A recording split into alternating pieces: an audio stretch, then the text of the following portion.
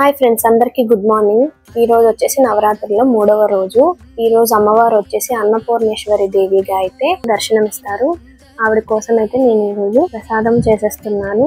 ఈ రోజు అన్నపూర్ణేశ్వరి దేవికి అయితే దద్దోజనం అయితే నైవేద్యంగా నేను కూడా ఇంట్లోనే ఇలా దద్దోజనం అయితే ప్రిపేర్ చేసేసుకున్నాను. అమ్మవారికి ఇష్టమైన నైవేద్యాన్ని అయితే ఇలా మొత్తం ఏమేమి కావాలో అన్ని వేసుకొని అయితే ఇలా తయారు చేసేసాను. ప్రసాదం తయారు చేశాక రోజువారిలాగే పూజా గదిని మొత్తం సర్దేసుకున్నాను.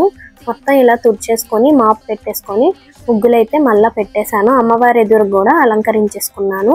అమ్మవారు ఈ రోజు మనకి గంధపు రంగు చీరలో అయితే దర్శనం ఇస్తారు. అందుకే ఆవిడ ఎదురుగా ముగ్గు పెట్టి గంధంతో అలంకరించుకున్నా. అలాగే ఈ రోజు అమ్మవారికి తెల్లని పువ్వులతో అలంకరిస్తారు. అందుకే మల్లెపూల దండ కూడా పెట్టేసుకున్నా. ఇలా దండ పెట్టేసుకొని మొత్తం అలంకరించేసుకొని ప్రసాదం కూడా నైవేద్యంగా పెట్టేసుకొని ఇలా అయితే అమ్మవారికి ఇష్టమైన ప్రసాదం పెట్టి పూజించేశాను. జై దుర్గా భవానీ మాతాకి జై.